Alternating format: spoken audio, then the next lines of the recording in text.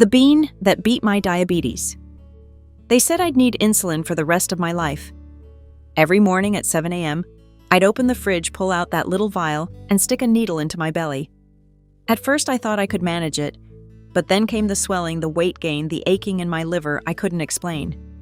And then, something unexpected happened.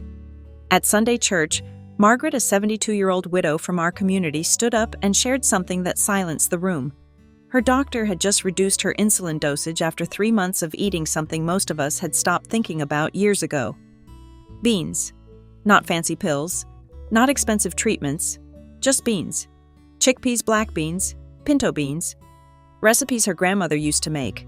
That day I started reading, and what I found shocked me.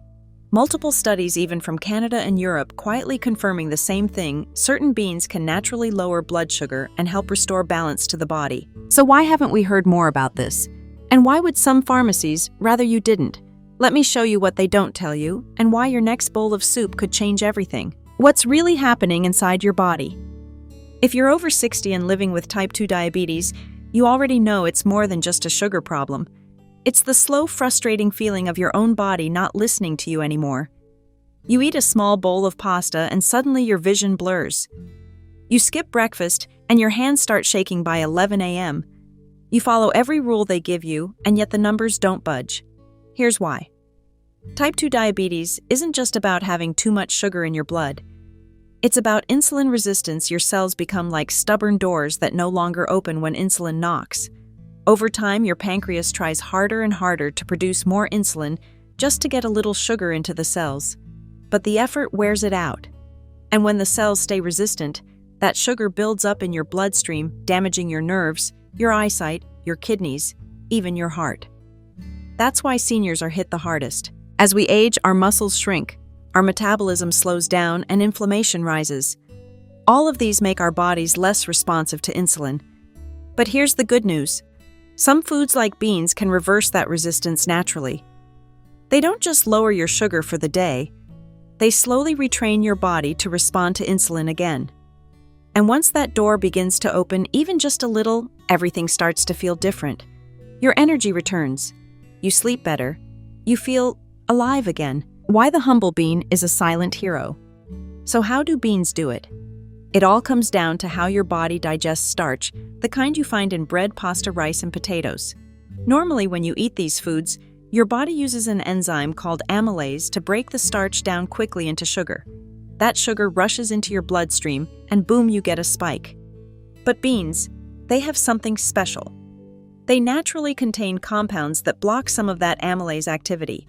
Think of it like a slow-down sign for your digestion.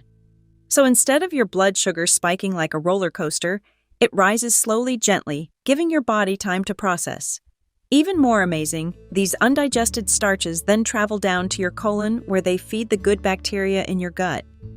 That improves digestion, reduces inflammation, and can even support mental clarity. But the most powerful part, the effect beans have is very similar to a diabetes medication called Precoce, a drug specifically designed to block starch digestion.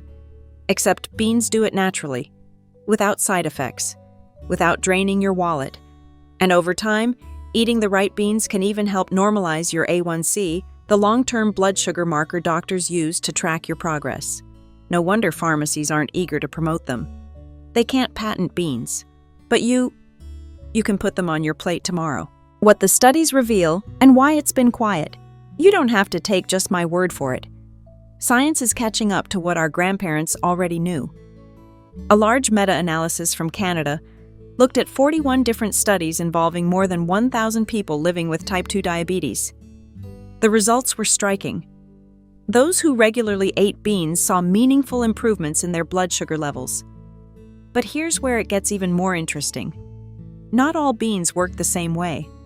Chickpeas, yes, those little beige spheres often tossed in salads, came out on top. Black beans and pinto beans were close behind. Even red and dark beans had benefits, though they didn't perform quite as well due to lower levels of certain starches. In one study, when black beans and pinto beans were combined with white rice, a food notorious for causing sugar spikes, the beans actually blunted the spike. In plain terms, instead of your blood sugar shooting up like a firework, It rose slowly, gently, and returned to normal faster. That's huge. It means you don't have to fear every carb. You just need the right partner on your plate. And that partner might be something as simple, familiar, and affordable as beans. Beans versus white carbs. What's really going on inside? Let's say you sit down for dinner. You have a plate of white rice and grilled chicken. After the meal, your blood sugar climbs fast. You feel sleepy, maybe a little irritable, and a few hours later, you're hungry again. Now imagine the same plate, but with half the rice replaced by black beans. This time, your body reacts differently. The fiber in the beans slows digestion. The resistant starches take longer to break down. The blood sugar rise is slower, gentler, and more stable. You stay full longer. Your energy lasts. And best of all, your insulin doesn't have to work as hard. This is what doctors call glycemic control, and it's not just about the numbers. It's about how you feel. When your blood sugar is steady, your mood improves. Your brain fog lifts. Your cravings fade. And here's the bonus. You don't have to give up rice bread or pasta. You just need to pair them with the right partner. Think of beans as your body's natural brake pedal. They slow things down just enough to give you balance. And sometimes that's all your body really needs. Grandma's kitchen knew best. Back when life was slower, food was simpler. Our grandparents didn't have fitness apps, blood sugar monitors, or shelves of medications. But they had beans. Every week without fail, there'd be a pot simmering on the stove. Black beans with garlic, lentils, with carrots, chickpeas, and warm broth. They weren't trying to manage their glucose. They were feeding their families with what they had, and what they had was real food rich in fiber, slow to digest, and nourishing in ways we're only now starting to understand again. In Mediterranean towns, in Latin American villages, in small southern kitchens, beans were a staple, not because they were trendy, because they worked. Somehow, in our rush for convenience and flavor shortcuts, we traded slow-cooked wisdom for boxed dinners and blood sugar crashes. But here's the beautiful part. It's never too late to go back. To choose the bowl of lentil stew over the frozen pizza. To stir chickpeas into your salad instead of reaching for another slice of bread. When we return to the foods of our past, we often find the healing we've been searching for in the present. And that's the kind of wisdom worth passing on. The hidden cost of relying on insulin alone. Let's be clear, insulin can be life-saving. For many, it's a necessary part of daily life. But it's not without a price. And I'm not just talking about what it costs at the pharmacy counter. I'm talking about what it costs your body. Over time, daily insulin use, especially when it becomes your only plan, can lead to stubborn weight gain.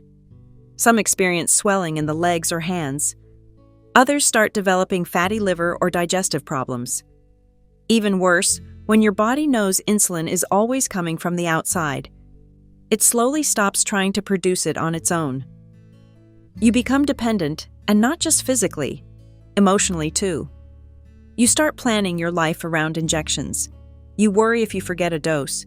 You feel defeated when numbers stay high despite your best efforts. I've seen it in my own father. For years he followed every instruction, but felt like his body was slipping further from his control. It wasn't until he made small lifestyle changes like replacing meat-heavy dinners with bean-based meals that he started feeling like himself again. The goal is never to throw away the meds.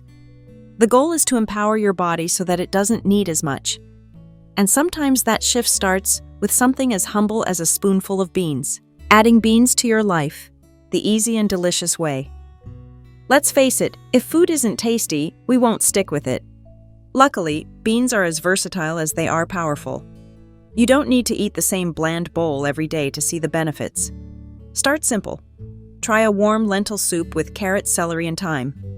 It's gentle on digestion and deeply satisfying on chilly days. Or toss some chickpeas into your salad drizzle, olive oil, sprinkle cumin, and add a squeeze of lemon. Suddenly, your lunch isn't just healthy, it's exciting. Love rice. Replace half the portion with seasoned black beans, a touch of garlic, and chopped cilantro. You'll get that comforting texture and better blood sugar control. If you enjoy slow cooking, throw pinto beans into the pot with onions, bay leaves, and a pinch of smoked paprika. By dinner, your kitchen smells like comfort and your body gets a healing gift. Not a fan of cooking, canned beans work too. Just rinse them well to reduce the sodium and they're ready to go. The key is this: make it your own. Add herbs you love. Cook it the way your family did. Or try something new. Because when healthy food feels like home, you'll never need to force it. What my dad taught me without saying a word. I still remember the look on my dad's face the day his doctor said your A1C is down. Whatever you're doing, keep doing it. He didn't say much. He just nodded, smiled faintly, and later that night, made himself a bowl of black bean stew. No celebration, no speech. But I knew what it meant. For the first time in years, he felt in control, not ruled by numbers, needles, or fear. Beans didn't cure his diabetes, but they gave him something else. Hope. And that changed everything. A small bowl, a big change. So what does this all mean for you? It means you don't need a miracle. You don't need to start over. You just need one small step, one simple, nourishing choice. Maybe it's adding chickpeas to your salad this week. Maybe it's replacing one meat-based dinner with a hearty lentil stew. Maybe it's just believing that your body still wants to heal and giving it the tools to try. Beans won't erase the past, but they can shape your future. They've done it for my father, for Margaret, and for thousands more whose names you'll never hear, but whose lives are quietly changing. Now I want to hear from you. Have you used food to help manage your blood sugar? Have beans made a difference in your journey? Leave a comment and tell your story. Because someone somewhere is still searching for hope, and your words could be the first light they see.